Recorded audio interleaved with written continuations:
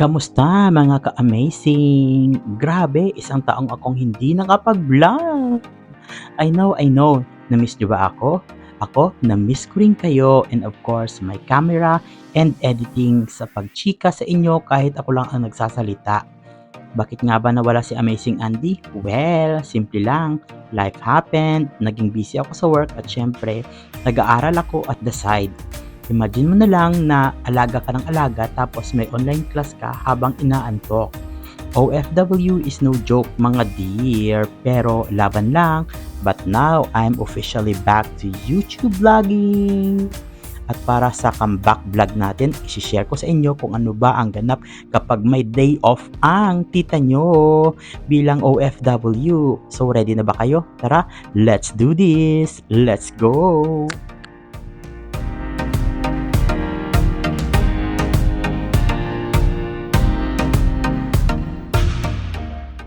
Kung bago lang kayo sa channel na to, please like and subscribe. Welcome sa inyong lahat.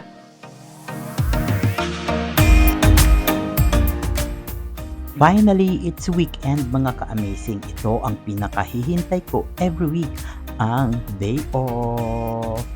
Sumakay ako ng train papuntang city, New York City baby. Habang nasa train ako, ang sarap ng tingin ko sa bintana. Yung makikita mo yung mga puno, buildings at mga taong naglalakad na parang may purpose sa life talaga sila. Wow! Etchos!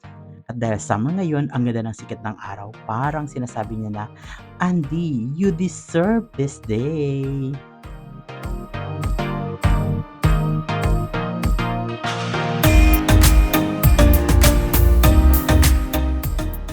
Guys, remember this. Maglaan ka din ng oras para sa sarili mo.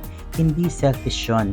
Hindi sa lahat ng oras ay para sa trabaho lang tayo. Remember, ang day off ay hindi pahinga ng katawan, kundi pahinga din ng utak at puso. Char.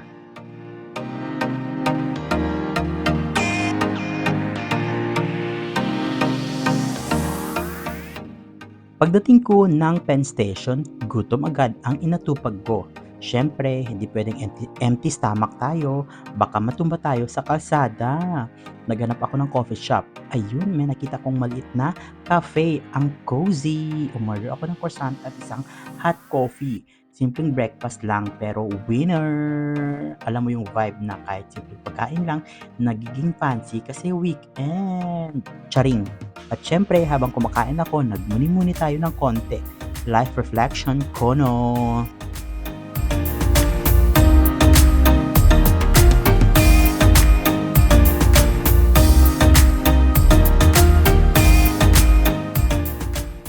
Guys, hindi masama ang mag-treat sa sarili paminsan-minsan. Reward yourself kahit simpleng bagay. Hindi mo kailangan gumastos ng malaki. Ang importante, napapasaya mo ang sarili mo nang hindi kinakalimutan ang iyong mga responsibility.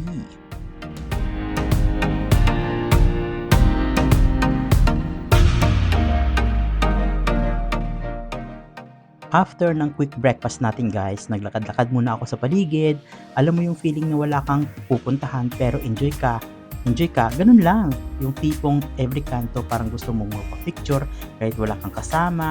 Street photography kunyari, pero selfie lang pala, charing. Tapos sumakay ako ng subway pa uwi. Syempre, budgetarian tayo, no Uber for today.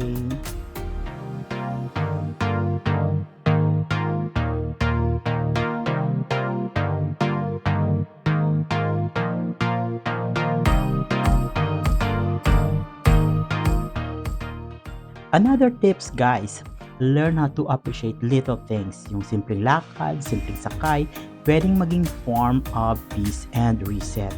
Hindi kailangan laging may event, minsan kailangan mo na talaga ng may tahimik na lakad at konting hangin, fresh air kumbaga, di ba?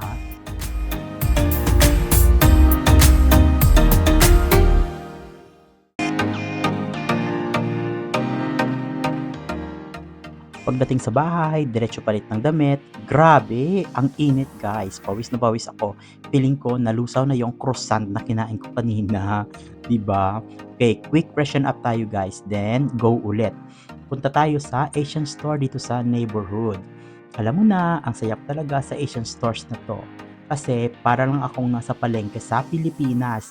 May mga Lucky Me, may mga Skyflakes, may mga tuyo, kalamansi, boy bawang, you name it. Nakaka-proud din kasi may section talaga for Filipino products.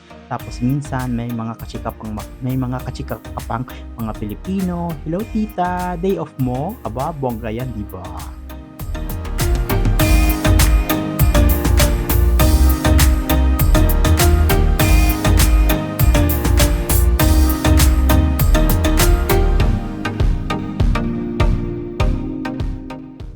One thing that I've learned here sa US guys, huwag natin kalimutan na hanapin ang ating kultura kahit nasa abroad na tayo. Malaking tulong yan na may access tayo sa mga pagkaing mga Pilipino. Still feels like home. Para kahit malayo tayo, parang nasa Pilipinas pa rin tayo. Where we feel at home pa rin. Di ba, bongga?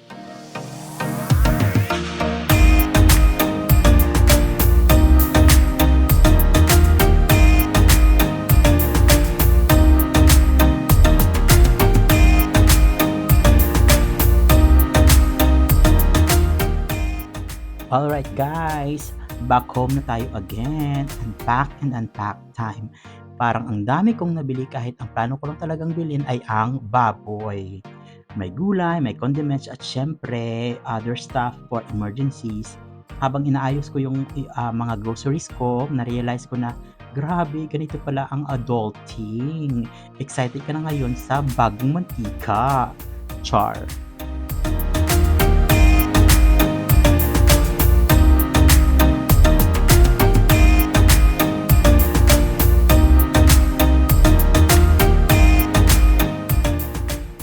One thing that I've learned being OFW guys, be mindful sa mga gastos. Hindi porket may kita tayo, pwede na nating bilhin or bilhin tayo ng bili. Gamitin mo yung kita mo para sa mga needs, hindi puro sa wants. At higit sa lahat, magtabi din tayo ng savings for the future. Hindi lang para sa padala ng padala.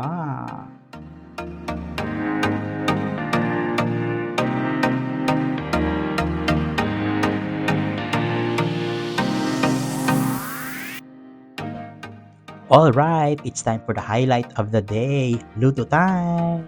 Mga ka-amazing, ang ulam natin ngayon ay walang iba kundi ang pambansang Ilonggo dish, KBL, Kadyos Baboy Langka. Kung hindi mo alam kung ano ang KBL, kailangan mong explore ang world of Ilonggo cuisine ASAP. Google it now.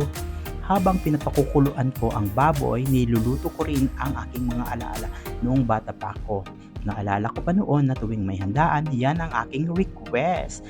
KBL, walang kamatayang KBL. Ngayon ako na ang nagluluto. Wow, maturity is really happening.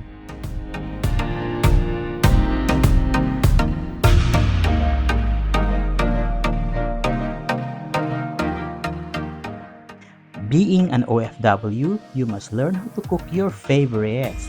Hindi mo kailangan maging chef, pero ang marunong magluto ay laging may bentahe, hindi lang sa tipid kundi sa kaligayahan. At bonus, kapag may bisita kang mga Pilipino or Pinoy, instant hero ka kapag may luto kang KBL.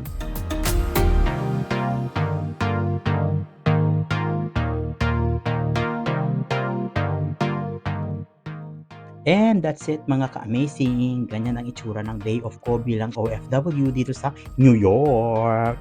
Simple lang pero punong-puno ng peace, reflection at sarap ng pagkain. Na-realize ko na kahit busy ka sa work, dapat may time ka pa rin na ikaw lang. Hindi mo kailangan maging may kabanding or lakad. Basta enjoy mo ang sarili mong company. Ayos na. And of course guys, thank you so much sa pagsama sa akin today. Sana sa simpleng vlog na to, may napulot kayong konting aral, konting tawa, and of course, feel good vibes. Kung na-miss nyo ako, I'm officially back and I promise na mas madalas na tayong magkikita sa vlog na to. Don't forget to like and share and of course, subscribe. Comment down below kung taga saan kayo.